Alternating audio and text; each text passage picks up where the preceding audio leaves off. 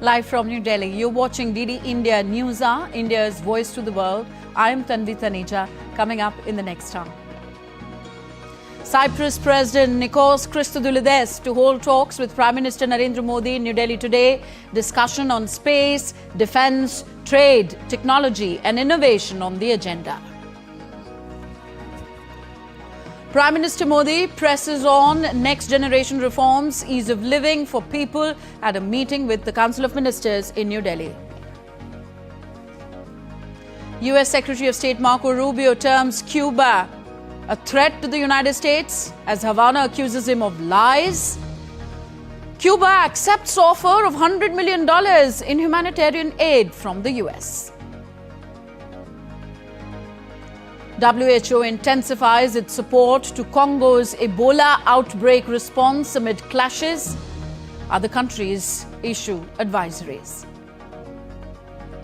International Energy Agency chief warns of global oil market entering red zone this summer amid Iran crisis.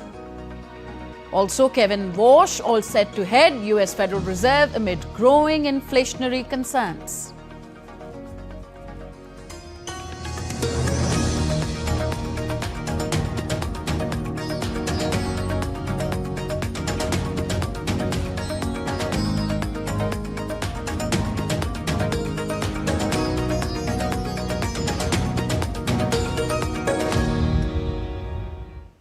Cyprus President Nikos Christodoulides is in India on an official 4-day visit. He arrived in New Delhi on Thursday following key business engagements in Mumbai aimed at boosting economic and strategic ties between the two countries. The Cypriot leader has a busy schedule ahead as he's set to meet President Draupadi Murmu and Prime Minister Modi in New Delhi. A report. On a 4-day official visit to India, the President of Cyprus, Nikos Christodoulides, arrived in New Delhi on Thursday after completing his engagements in India's commercial capital, Mumbai. In Mumbai, President Christodoulides visited the National Stock Exchange of India, where he addressed the business leaders and investors on strengthening economic ties between India and Cyprus. At the NSE, President Christodoulides described Cyprus, which currently holds the presidency of the Council of the European Union, as a strategic gateway linking India, Europe and the Middle East. He added that stronger India-Cyprus cooperation could help unlock access to a market of nearly 2 billion people across the regions. Cyprus serves as a natural gateway, very correctly was mentioned before, between India, Europe and the wider Eastern Mediterranean and the Middle East, combining political and economic stability with ambition, with innovation and a future-focused outlook. India is one of the most dynamic economies in the world. Europe remains one of the world's largest and most stable markets. So the world's two largest democracies, we are a combined market of 2 billion people. The two together translates into infinite opportunity. Earlier, the visiting Cyprus president attended the Cyprus-India Business Forum in Mumbai, focusing on expanding economic and commercial cooperation between the two countries. During the forum, multiple MOUs were exchanged between Indian and Cypriot industry bodies across sectors such as space, defense, trade, technology, and innovation. The visit of the Cypriot president comes less than a year after Prime Minister Modi's landmark visit to Cyprus in June 2025, which marked the first visit by an Indian Prime Minister to the Mediterranean nation in over 2 decades. Prime Minister Modi and President Christodoulides are expected to hold wide-ranging talks aimed at strengthening bilateral cooperation in areas including trade, investment, technology, defense, AI, and other key sectors. The Cypriot president will also meet President Draupadi Murmu, who will host an official banquet in honor of the visiting dignitary. India and Cyprus are set to mark 65 years of diplomatic relations in February 2027, with both sides aiming to further deepen engagement within the broader Indo-European Union framework. Rupak Kumar Jha's report for DD India. India and Cyprus share close and time-tested partnership. The visit will build upon the ongoing momentum in bilateral relations, reflecting the shared commitment of both sides to further deepen cooperation, including in the wider India-EU context. The two countries, India and Cyprus, mark 65 years of diplomatic relations on 10th of February next year.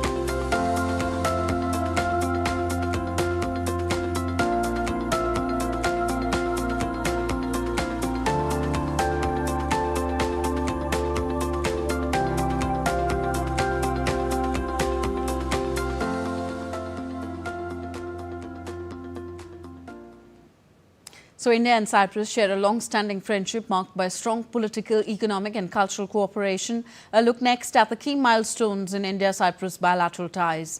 India and the Republic of Cyprus share strong, diversified friendship and cooperation. These diplomatic ties were established on 10th of February in 1962. The relations started with leaders promoting the NAM movement, non-aligned movement ideals. India supports a UN-based, bizonal, bi-communal solution to the Cyprus question. Cyprus backs India in the international fora and nuclear agreements. Cyprus strongly supports India's bid for a permanent seat on the expanded UN Security Council. Cyprus actively supports India within the EU framework as well. Cyprus appreciates India's global contributions and the role India plays in South Asia by contributing 3 force commanders to the UNFICYP since 1964. A bust of Mahatma Gandhi was installed near the Cyprus Parliament in 1972. Cyprus issued stamps for Gandhi's 100th and 150th birth anniversaries. Political relations have strengthened through multiple high-level bilateral visits between the two countries. In 2018, India's President Ramnath Kovind visited Cyprus. Cyprus President Anastasiades visited India in 2017. And in June 2025, Prime Minister Modi visited Cyprus, the first such visit by an Indian Prime Minister to the country over 2 decades. On 16th of June 2025, a joint declaration was issued and Prime Minister Modi was conferred the highest civilian honour of Cyprus. Prime Minister Modi met President Anastasiades at UNGA in New York in the year 2019. Prime Minister Modi met President Anastasiades at CHOGM in London in 2018. Foreign Minister Combos visited India after a gap of 14 years in 2025 in the month of October, where delegation-level talks were held. On 29th of April 2025, telephonic condolence on Pahalgam terror attack was issued. On 31st December 2022, External Affairs Minister paid an official visit to the country, signed MOU on defence, MMPA. In December 2022, an MOU on defence and military cooperation was signed. Bilateral defence cooperation programs were signed and implemented in 2025-26. Indian Navy frigate INS Trikand port call at Limassol happened in September 2025. India-Cyprus economic and trade ties have also grown steadily over the years. If we talk of bilateral trade for April 2024 to March 2025 period, it was at $140.47 million US. And major Indian exports to Cyprus include chemicals, pharmaceuticals, seafood, iron, steel, electronics. Major Cypriot exports include metals, aluminium, paper, copper, machinery, boilers, and so on. Cyprus ranks among top 9 investors in India in terms of FDI. Cyprus-India Business Association was established on 16 September 2005. And on 13th February 2025, India-Greece-Cyprus Business and Investment Council was launched in Mumbai. And if we talk of our diaspora, around 15,500 Indians live and work in the Republic of Cyprus. Moving on now, Prime Minister Narendra Modi held a meeting with his Council of Ministers on Thursday. The Prime Minister consistently stressed that the aim should always be to improve people's lives, adding that there should be ease of living for them. Perspectives and best practices relating to boosting ease of living, ease of doing business were discussed, and also a vision on how to further the reform agenda in order to realize the shared dream of a developed country, Viksit Bharat. Prime Minister Modi asked the ministers to take all possible steps so that people benefit from the government welfare programs to the fullest. And our correspondent Arun Sharma joins us on the phone line on the story. Arun, what more can you share on the recent Council of Ministers meeting and the government's priorities for the future? Well, the recent Council of Ministers meeting was held yesterday, and approximately the meeting lasted for about 4 to 4.5 hours of time. Now, there were 2 broad topics that you can, segregate the outcomes of the meeting primarily. Number 1 is ease of doing business, and second is ease of living for the people of India. Now, the prime focus of Prime Minister Modi was that how can there can be a collaborative efforts to achieve the Viksit Bharat target. Now, as far as ease of doing business is concerned, sources are telling us that the focus was on speeding up the governance delivery. Also, how can there be a better coordination and collaboration between various ministries to speed up, various policy level decisions and its implementation. Now, the focus has always been in this government for simplicity in the administrative process, and this was also was highlighted as far as, how can the administrative processes to improve the efficiency can be simplified further. And of course, how can we deliver more as a nation, as the ministries, how can they deliver more in less time? So that was the primary focus under the ambit of ease of doing business. Now, Prime Minister, under the ambit of ease of living for the citizen, clearly gave directions and instructions to all the ministries that, the public welfare must remain at the center of the policy making and implementation. That is focus. The citizen first approach should be there as far as the policy making or its implementation is concerned. And also, the achievements of the government, the welfare initiatives that are being announced and implemented by the government of India, reforms related to people, this should reach to the ground level and the far-flung areas. So yes, of course, the focus was clearly on ease of doing business and ease of living, and the main focus, the goal was that how can India as a nation can achieve the Viksit Bharat 2047 vision. And of course, as it was highlighted that it's a national commitment, and therefore all the ministries should work in tandem, in coordination, in collaboration to achieve this vision of 2047 Viksit Bharat. Okay, we leave it here. Thank you very much, Arun Sharma, joining us on the phone line there. Moving on now, the BRICS Justice Ministers meeting under India's BRICS 2026 chairship commenced in Gujarat on Thursday, with heads of delegation and representatives from member nations arriving for high-level ministerial deliberations. The meeting followed the senior officials meeting held earlier, where participating officials finalized the joint declaration titled Declaration of the Ministers of Justice of the BRICS countries on strengthening alternative dispute resolution through capacity building in mediation and arbitration. Following extensive consultations among member nations, the declaration was placed before the Ministers of Justice for formal adoption and was officially adopted. Addressing media, Union Law and Justice Minister Arjun Ram Meghwal said that digital innovation emerged as a common agenda among BRICS nations, and all participating members expressed consensus on the importance of strengthening alternative dispute resolution mechanisms. ये हमारे BRICS countries के justice minister की एक conference थी, एक meeting थी, जिसके तहत पहले हमारे जो सीनियर ऑफिशियल हैं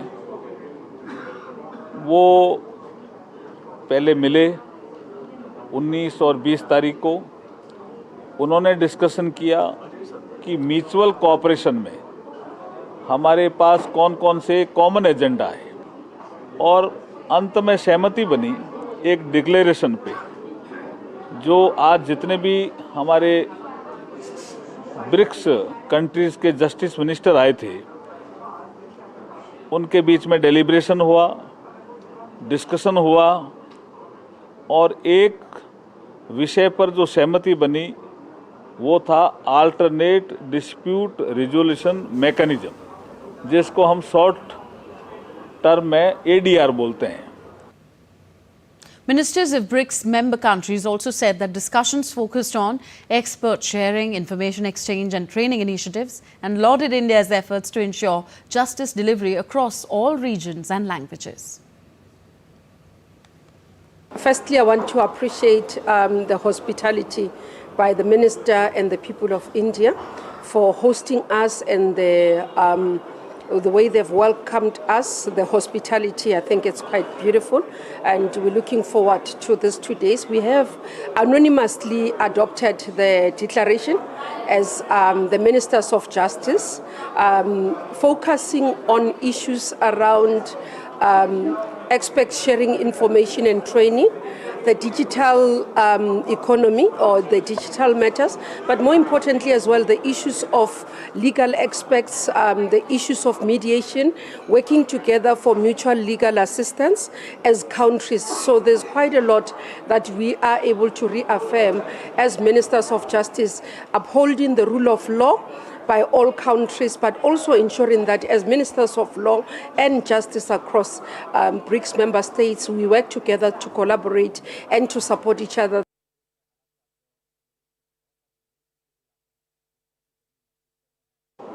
It is an honor for Indonesia to participate in the BRICS Justice Minister meeting for the first time. We highly appreciate the warm hospitality and excellent organization by the government of India. This meeting has been very fruitful in strengthening cooperation and mutual understanding among BRICS countries in the field of law and justice. Indonesia looks forward to continue collaboration in the future. Still to come on DD India News Hour. Trump vows US will retrieve the enriched uranium stockpile from Iran, reiterates US does not want tolls on the Strait of Hormuz. Furious Bolivia protesters shake capital as streets descend into chaos. And SpaceX delays Starship V3 test flight due to fuel system issue. Musk signals possible Friday retry.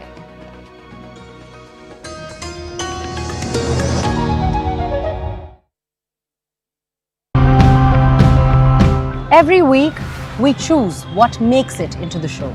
But there's more that doesn't make the cut. That's why we made EcoDrop. In spite of the presence of large amounts of food, there are threats that could wipe out these birds. Karez or the Kanat technique basically works as a conveyor system where water table is breached on top of a hillock or a mountain, And through these aqueducts, through these underground aqueducts, the water is transported to settlements. By recycling it into floor mats, we are preventing large-scale pollution, helping to clean the riverbed and providing work for many women.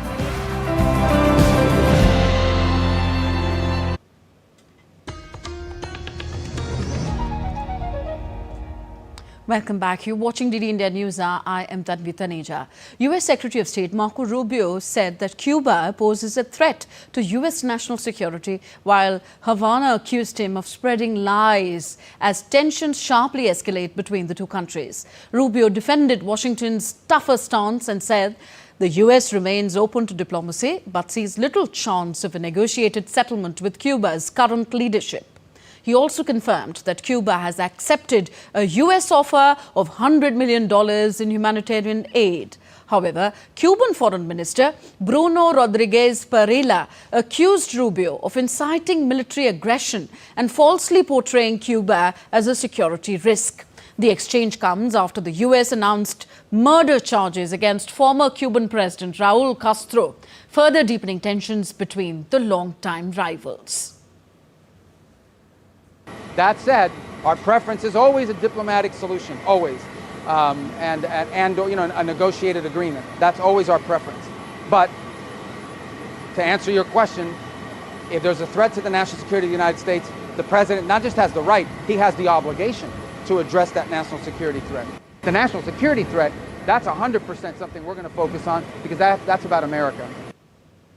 Further, Marco Rubio informed on Thursday that Adias Lastres Morera, the sister of the executive president of GAESA, the business conglomerate run by Cuba's military, has been arrested by US authorities.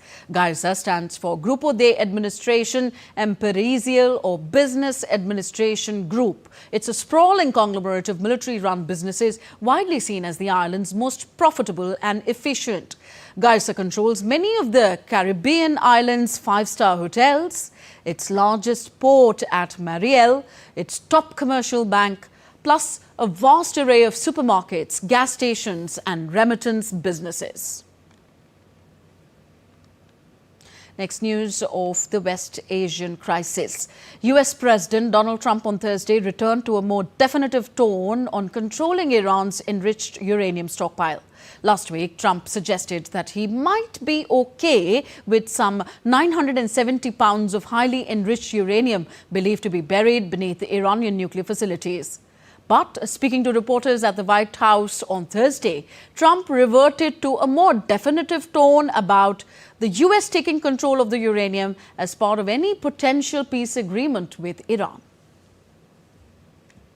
How do you want things to end up with the Strait of Hormuz, though? There hasn't been a ship that's been able to get through without our approval.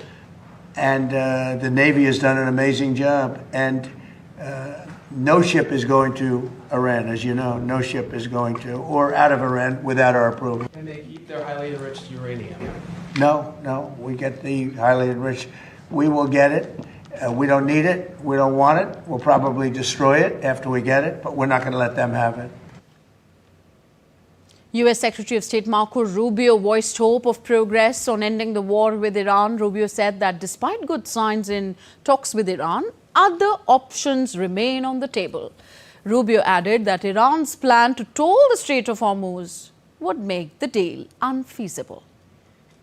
Obviously, we're dealing with a system that itself is a little fractured, so the Iranian system, and so, but that said, there'll be a couple visits. I understand, I believe the Pakistanis will be traveling to Tehran today, so hopefully that'll advance this further. The president's preference is to do a good deal. That's his preference. It's always been his preference. US President Donald Trump and Israel's Prime Minister Benjamin Netanyahu spoke on phone over the future course of the war on Iran as Washington appeared to be in favor of a deal instead of the resumption of strikes as per US media reports. After the Tuesday phone call with Trump, Israeli Prime Minister Netanyahu was keen on the resumption of strikes to further degrade Iran's military capabilities and weaken the regime by destroying its critical infrastructure. Trump continues to say that he thinks a deal can be reached, but that he's ready to resume the war if it doesn't. Trump told Netanyahu that the mediators were working on a letter of intent that both the US and Iran would sign to formally end the war and launch a 30-day period of negotiations on issues like Iran's nuclear program and opening of the Strait of Hormuz, a US source briefed on the call told the media. Next, on to Europe now. Hundreds of Greenlanders gathered outside a new American consulate in the capital Nuuk on Friday to protest against Donald Trump's ambitions for greater influence over the island. Several hundred people demonstrated outside the consulate, carrying the island's red and white flag and posters that read, "USA, stop it," while chanting, "No means no," and "Greenland belongs to the Greenlanders." A State Department spokesperson said that the new venue has greater capacity and offers an outstanding space for US diplomatic engagement in Greenland. However, Greenland's Prime Minister Jens Frederik Nielsen and a series of other politicians said that they had declined invitations to attend the opening of the new diplomatic mission in Nuuk. Further, US President Donald Trump sending 5,000 troops to Poland after Washington said an earlier planned deployment had been called off amid pressure on Europe to fend for itself. Last week, US officials said that the deployment of 4,000 US forces to Poland had been scrapped. The latest move by the Trump administration to slash troop numbers and punish NATO allies for not helping with the Iran war. The Pentagon announced at the beginning of May that Washington would pull 5,000 troops from Germany after Chancellor Friedrich Merz said that Iran was humiliating the United States at the negotiating table. Turkey's main opposition leader, Özgür Özel, gathered supporters outside party headquarters on Thursday night after a court decision removed him from leadership, describing the move as a coup carried out through the judiciary. Özel told hundreds of CHP supporters that he would remain in office until party members, not what he called judicial allies of the ruling AK party, chose their leader. He warned the party could escalate protests if needed and refused to step down. The court annulled the CHP's 2023 Congress over alleged irregularities, reinstating former leader Kemal Kılıçdaroğlu in a major setback for opponents of President Recep Tayyip Erdogan.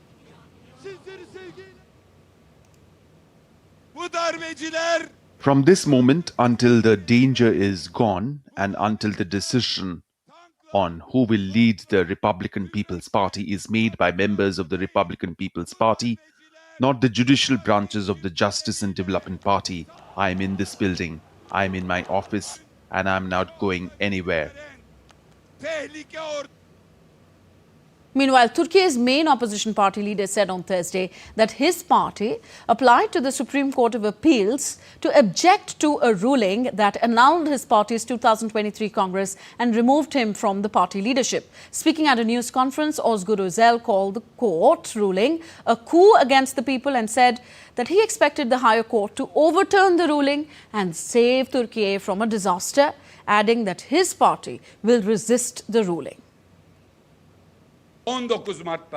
We expect the Supreme Court of Appeals to lift the injunction and save Turkey from a disaster.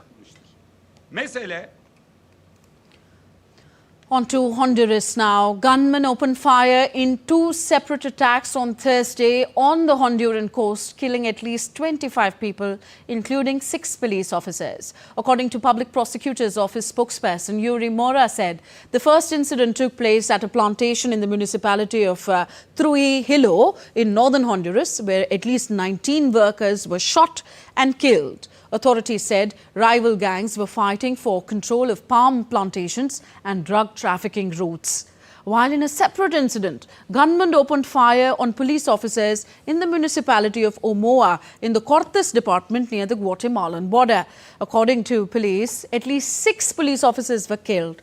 The officers had travelled from the capital Tegucigalpa to Omoa as part of an anti-gang operation. Protests continue to escalate in Bolivia as miners and workers march through the La Paz, demanding the resignation of President Rodrigo Paz just days after he announced a cabinet reshuffle aimed at calming the unrest. Demonstrators have taken to the streets over fuel shortages, rising prices and disputed economic reforms, including the removal of fuel subsidies that triggered sharp inflation and transport disruptions.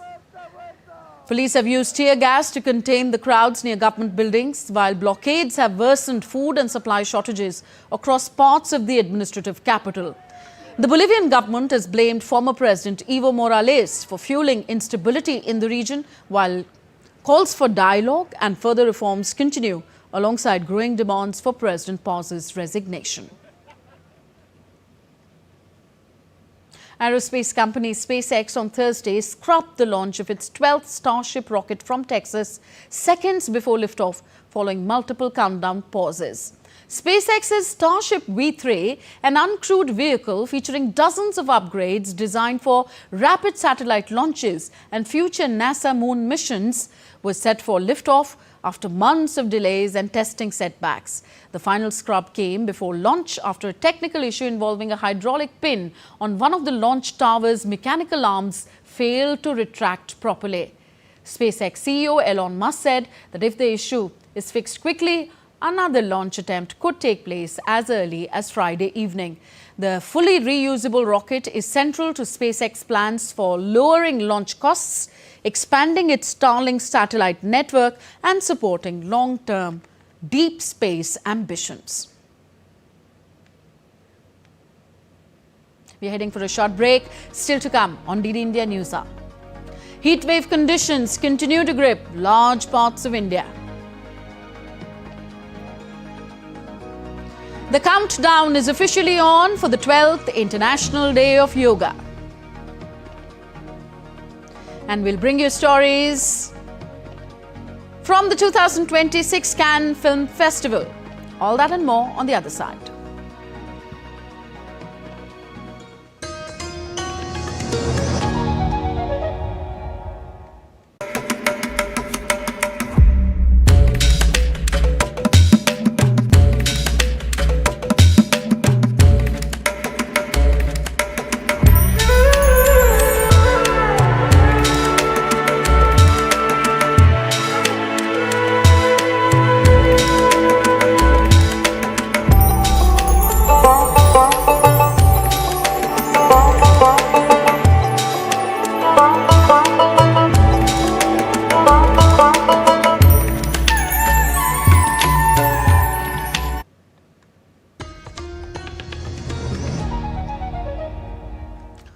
You're watching DD India News Hour. I am Tanvi Taneja. A reminder of the headlines we are tracking at this hour.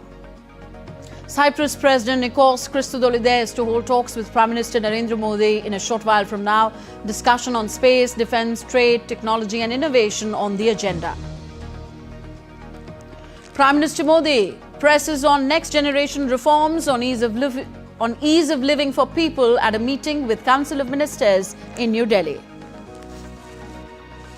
US Secretary of State Marco Rubio terms Cuba to be a threat to the United States as Havana accuses him of lies. Cuba accepts US offer of $100 million in humanitarian aid. WHO intensifies its support to Congo's Ebola outbreak response amid clashes. Other countries issue advisories. And International Energy Agency chief warns of global oil market entering red zone this summer amid Iran crisis. Kevin Walsh all set to head the US Federal Reserve amid growing inflationary concerns.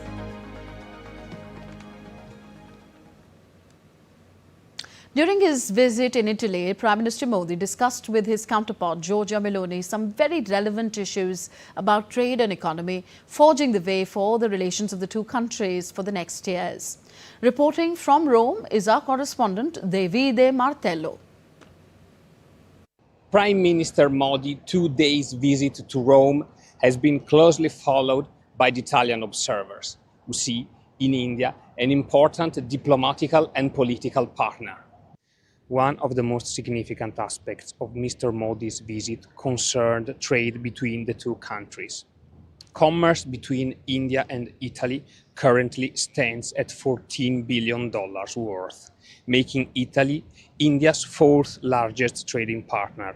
The goal agreed between the two governments is now to increase the volume of trade to $20 billion by 2029, following the path set out in the Joint Strategic Action Plan signed in 2024.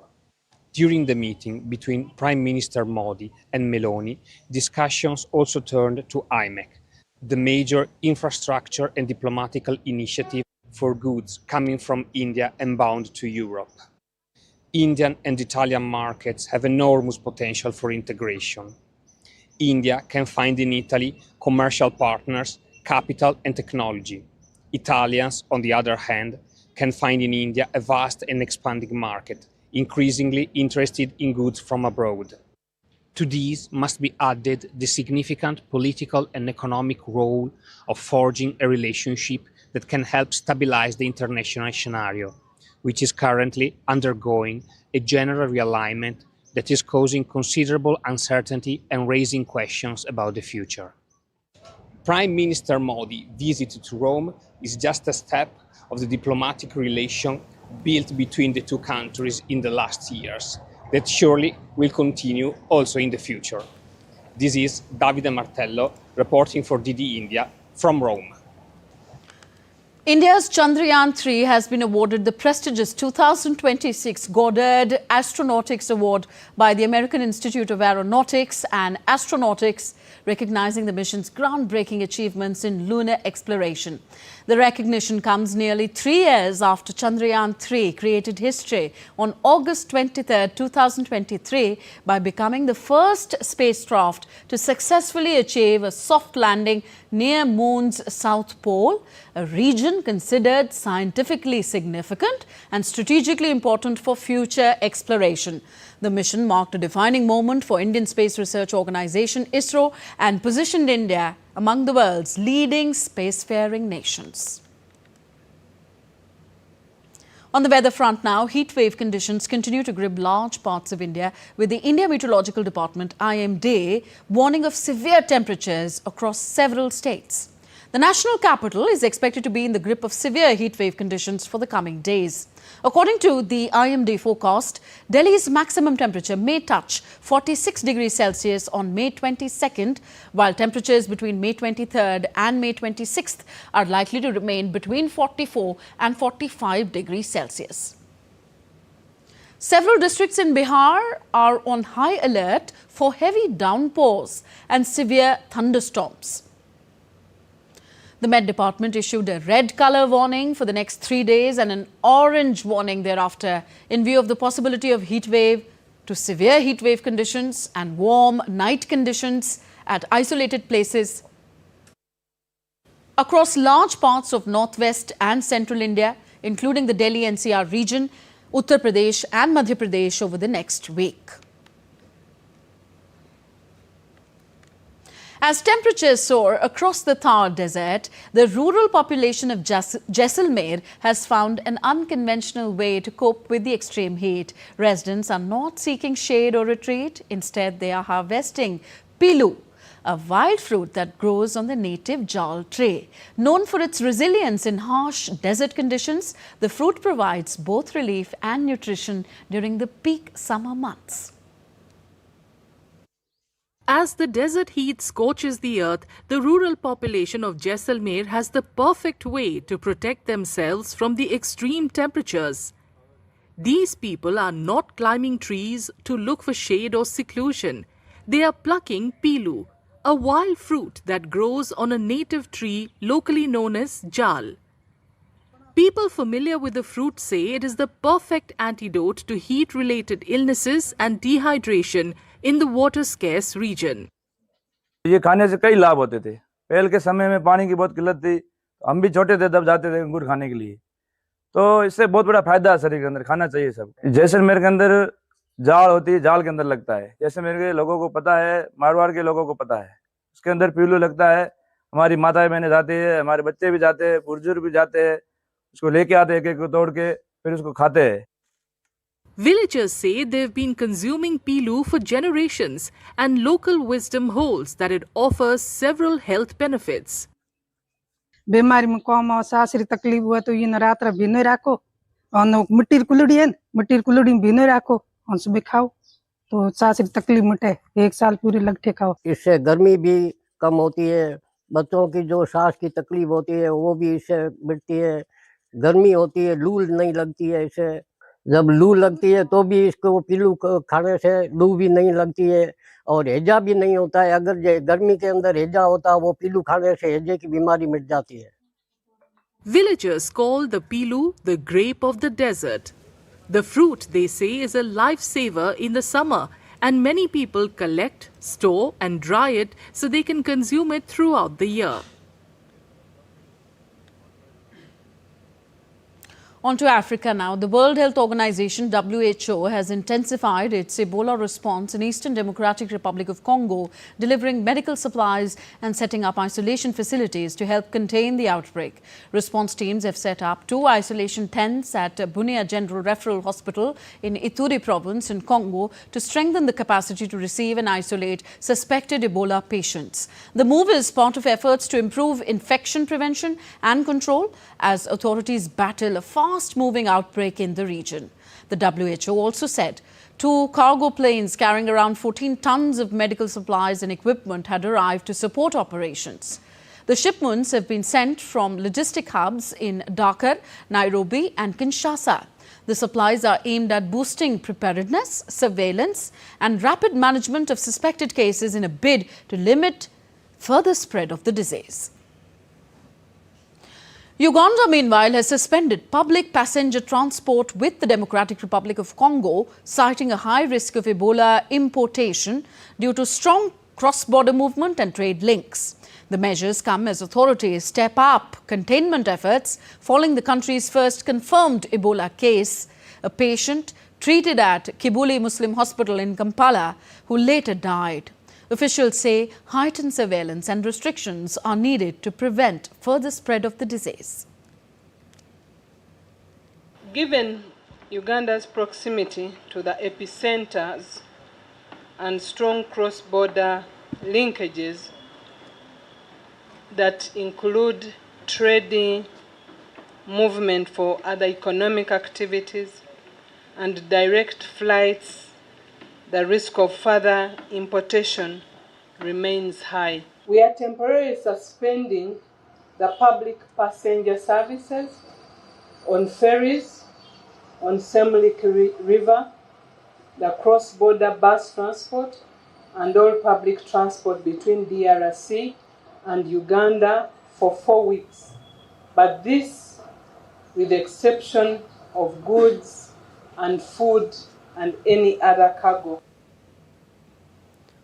Further, police fired warning shots and tear gas in the northeastern Congolese town of Rwampara on Thursday after clashes erupted over the burial of an Ebola victim, with protesters forcing their way into a hospital and setting fire to medical tents. The unrest comes as authorities struggle to contain the latest Ebola outbreak in Eastern Democratic Republic of Congo. In a related development, India and the African Union have decided to postpone the India-Africa Forum Summit due to the evolving health situation in parts of Africa. The 4th summit was scheduled to be held next week in New Delhi. India's Ministry of External Affairs said in a statement, the 2 sides exchanged views on the evolving health situation in parts of Africa and reaffirmed the importance of continued cooperation in strengthening public health preparedness. India reaffirmed its solidarity with the peoples and governments of Africa and expressed its readiness to contribute to Africa CDC-led efforts aimed at addressing the evolving health situation. Consultations were held between India, chairperson of the African Union, the African Union Commission regarding the holding of the summit. Both the sides agreed that it would be advisable to convene the 4th India-Africa Forum Summit at a later date. New dates for the summit will be finalized through mutual consultations in due course. Next, updates on the countdown to the 12th International Day of Yoga on June 21st.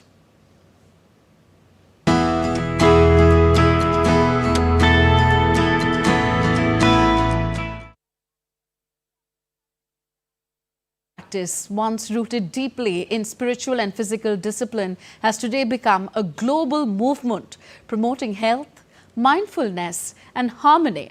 From the United Nations headquarters to beaches, parks and stadiums across the world, millions now participate annually in the International Yoga Day celebrations observed every year on June 21st.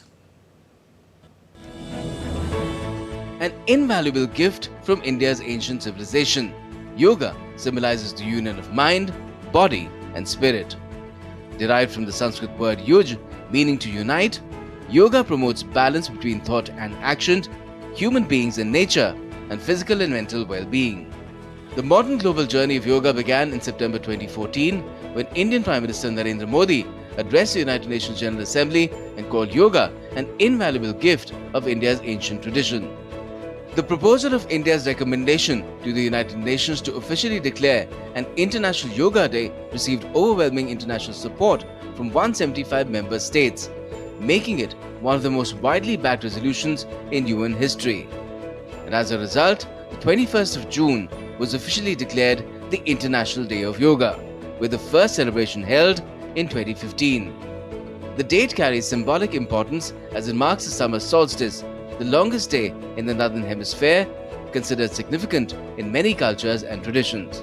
Over the years, the Indian government has integrated evidence-based yoga practices into healthcare and Ayush initiatives, which include Ayurveda, Yoga, Unani, Siddha and homeopathy. To further promote yoga globally, the Prime Minister Yoga Awards were introduced to honor individuals and organizations contributing to the spread of yoga worldwide. In 2025, Prime Minister Modi led celebrations for the 11th International Day of Yoga in Visakhapatnam, where thousands gathered along the coastline for what became the world's largest yoga session, later entering the Guinness Book of World Records. Across India's capital Delhi, more than 100 yoga events were organized to mark the occasion, while similar celebrations took place in capitals around the globe. The United Nations, while adopting the resolution, stated that yoga offers a holistic approach to health and well-being and helps create balance in all aspects of life. Supporters believe regular yoga practice encourages qualities such as courage, forgiveness, compassion, self-control and inner peace, values increasingly seen as essential in modern society. In the words of Prime Minister Modi, yoga guarantees wellness as well as fitness. It is not merely an exercise, but a way to attain peace through physical, mental and spiritual well-being. As the world continues to focus on preventive healthcare and mental wellness, yoga's influence continues to grow beyond borders, cultures and generations. Maidol's report, DD India. And on to some business news now. International Energy Agency Executive Director Fatih Birol warned on Thursday that the global oil market may enter a red zone in July and August this year as fuel demand rise and energy stocks dwindle. Birol noted that the supply crisis triggered by the situation in West Asia was initially cushioned by spare capacity in the global oil market, but that oil stocks are now gradually decreasing. Birol added that the International Energy Agency stands ready to coordinate further reserve releases if necessary. The 32 members of the body on March 11th unanimously agreed to make 400 million barrels of oil from their emergency reserves available to the market in response to the disruptions caused by the Middle East conflict. US President Donald Trump will make Kevin Warsh the chair of the Federal Reserve on Friday at the White House. Warsh was confirmed to the role in a near party line vote on May 13th. He succeeds Jerome Powell as the chair of the central bank, though Powell's separate term as Fed governor extends through January of 2028. Warsh will serve a 4-year term as chair and a 14-year term as Fed governor. Trump selected him as a bulwark against further rate hikes. Warsh has long expressed a desire to lower rates while slashing the Fed's balance sheet. And next, onto the world of the Cannes Film Festival. Emerging creative talent from India is gaining global exposure through the Creative Minds of Tomorrow initiative at the International Film Festival of India. IFE. Carter Pilcher, international producer and CEO of Shots TV, is closely associated with the program. So can the Creative Minds of Tomorrow initiative help connect IFE with CAN? DD India's Munmun Bhattacharya finds out. Carter Pilcher, the CEO of Shots TV, one of the world's leading short film entertainment platforms, and someone who brings global exposure to emerging creative talent from India, is joining us here in Cannes. Carter, such a pleasure to have you on DD India. Tell us about Shots TV and its association with Creative Minds of Tomorrow, a key initiative of the INB Ministry that we see play out year after year in IFE, the International Film Festival of India in Goa. Thank you so much, and it's wonderful to be here with DDTV fans. And, you know, Indian filmmaking has really taken a change, made a big change, and taken a real new place in the world. And one of the things that has made an enormous difference is this Creative Minds of Tomorrow challenge that starts in Goa. It started 4 years ago, and every year 100 young filmmakers are brought to Goa. They make their first film together. They've never worked together, and now lots of them are turning up at festivals all across the world. And some of them last year actually had their short films in Cannes after going through the CMOT program.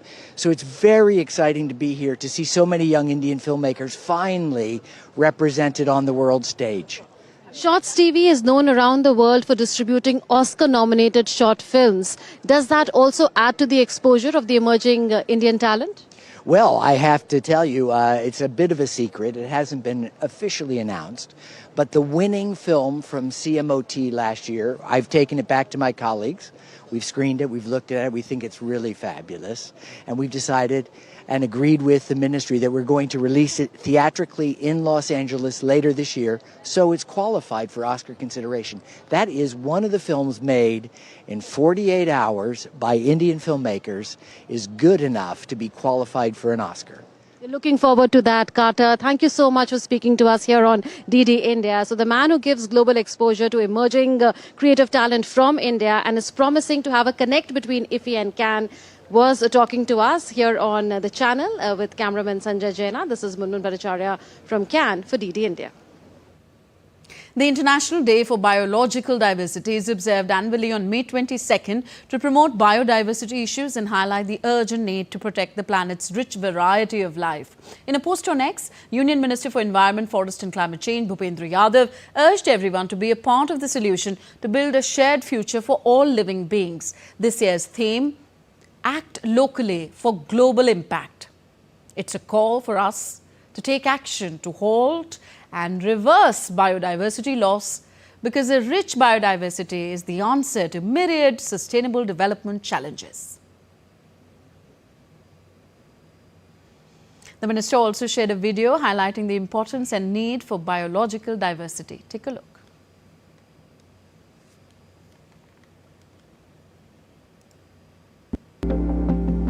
Biodiversity is all around us, in forests, rivers, oceans, and wildlife. It is the variety of life that keeps our planet healthy. Trees give us clean air, pollinators help grow our food, wetlands store water. Healthy ecosystems support healthy lives. Biodiversity की ताकत से हम स्थानीय लोगों के जीवन में बहुत बड़ा बदलाव ला सकते हैं। लोकल रिसोर्सेज के इस्तेमाल से लोगों के लिए आजीविका के नए साधन बना सकते हैं। And protecting biodiversity starts with simple, everyday actions. Plant more trees, reduce waste, save water, protect nature around you. This International Day for Biological Diversity, let us act together. Acting locally for global impact. Because protecting biodiversity means protecting our future. Every species, no matter how small, is vital for the survival of our planet. With that thought, we wind up this edition of DD India News Hour. Do let us know your thoughts on the news of the day. Connect with us on our different social media handles at DD India Live. And for those on the go, you can download our DD India mobile app for quick news and updates on your fingertips. We'll be back with more news as it breaks here on DD India. I'm Tanvi Taneja from all of us here in New Delhi. Thank you for watching. Namaskar.